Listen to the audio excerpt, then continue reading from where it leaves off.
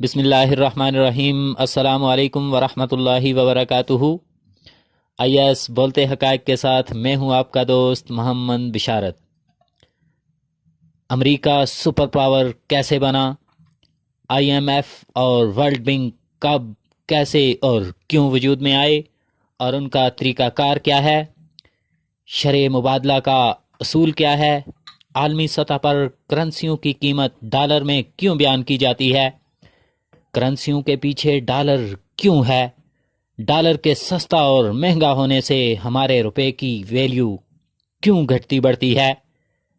Dollar سے پہلے currency کی قیمت کیسے بیان کی جاتی تھی اور اس کے تبادلے کا عالمی طریقہ کار کیا تھا؟ یہ وہ سوالات ہیں جن کا ہم میں سے 90% لوگوں کو علم نہیں، اور اگر ہے بھی تو بہت تھوڑا۔ آج کی اس ویڈیو میں ہم آپ کو ان سوالات کے تسلی بخش اور حقیقت پر مبنی جوابات سے آگاہ کرنے جا رہے ہیں۔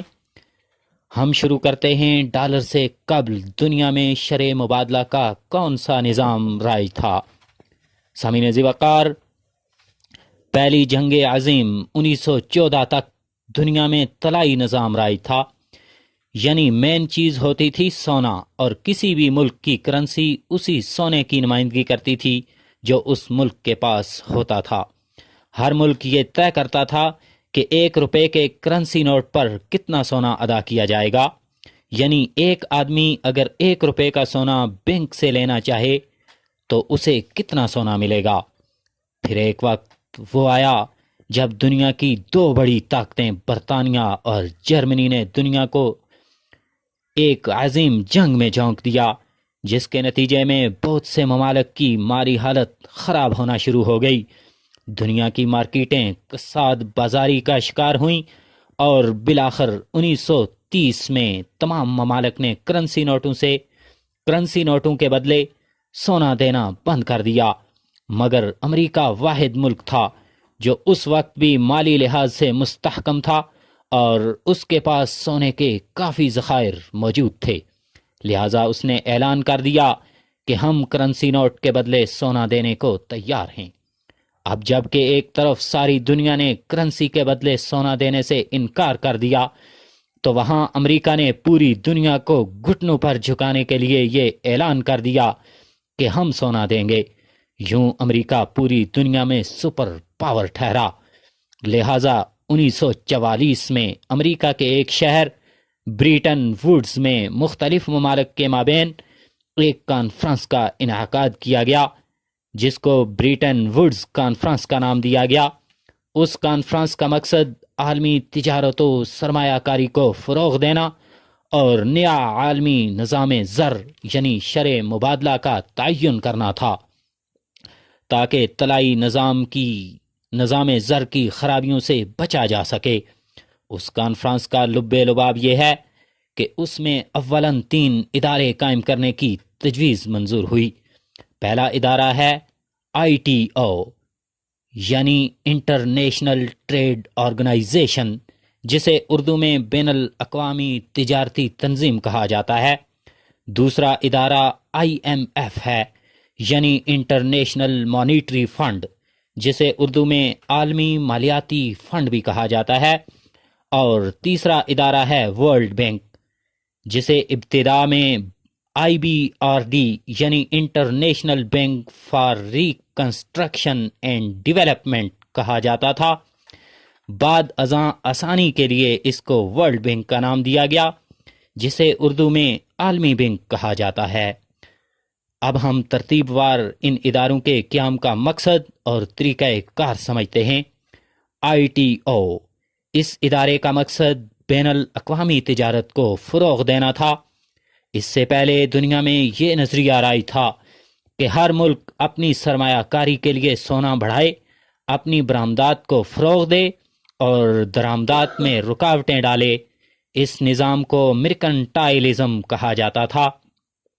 لہٰذا اس نظریے کو ختم کرنے کے لیے ITO کا قیام عمل میں لایا گیا، تاکہ اگر کوئی بھی ملک بین الاقوامی تجارت میں کوئی پابندی یا رکاوٹ عائد کرے تو دوسرے ممالک جو اس کے ممبر ہیں اس ادارے میں آواز اٹھا کر مسائل کو حل کروا سکیں۔ لیکن مزے کی بات یہ ہے کہ امریکہ اس ادارے کے مخالف تھا، کیونکہ امریکہ خود ایک زرعی ملک ہے۔ اگر بین الاقوامی تجارت کو فروغ ہوتا تو یورپ کا مال سستے داموں امریکہ میں آتا، جس کے نتیجے میں کسان زراعت کو چھوڑ کر تجارت کی طرف متوجہ ہو جاتے۔ لہٰذا سن 1948 میں اس ادارے کو گیٹ یعنی GATT general agreement on tariff trade میں تبدیل کر دیا گیا، جس کے تحت زرعی اجناس کو بین الاقوامی تجارت سے مستثنی قرار دے دیا گیا۔ IMF دوسرا ادارہ، اس ادارے کا باقاعدہ قیام سن 1948 میں عمل میں لایا گیا تاکہ دوسرے ممالک کو بوقت ضرورت قرضے فراہم کیے جا سکیں۔ جس طرح ایک ملک کے تمام بینکوں کا ایک سینٹرل بینک ہوتا ہے، اسی طرح تمام ممالک کے سینٹرل بینکوں کا مرکزی بینک IMF کو قرار دیا گیا۔ یہ بینک وقتی ادائیگیوں کے لیے دوسرے ملکوں کو 3 سے 5 سال تک کی مدت کے قرضے فراہم کرتا ہے۔ اس ادارے یا بینک سے قرضہ لینے کا طریقہ یہ ہے کہ IMF ہر ملک کی تجارت کا عالمی تجارت سے موازنہ کرتا ہے اور اسی تناسب سے اس ملک کے لیے ایک کوٹا مقرر کیا جاتا ہے۔ مثلا اگر عالمی تجارت ہوئی $1 ارب کی اور اس ملک کی تجارت $5 کروڑ کی ہے تو اس ملک کا کوٹا ہوگا 5%۔ پھر ہر ملک کو جتنا کوٹا ملا ہے وہ اس کو IMF میں جمع کرواتا ہے، اور جمع کروانے کا طریقہ یہ ہوتا ہے کہ اپنے کوٹے کا 25% سونے کی صورت میں اور 75% اپنے ملک کی کرنسی کی صورت میں IMF کو جمع کروانا ہوتا ہے۔ اس پروسیس کے بعد وہ ملک اپنی جمع کروائی ہوئی رقم یعنی کوٹے کا 5 گنا قرض IMF سے لے سکتا ہے، جو 3 سے 5 سال کے درمیان معسود IMF کو واپس کرنا پڑتا ہے۔ تیسرا ادارہ ورلڈ بینک۔ ورلڈ بینک اور IMF کا طریقہ کار ایک ہی ہے، لیکن اتنا فرق ہے کہ IMF 3 سے 5 سال کی مدت کے لیے قرضے دیتا ہے، جبکہ ورلڈ بینک 15 سے 30 سال کی مدت کے قرضے دیتا ہے۔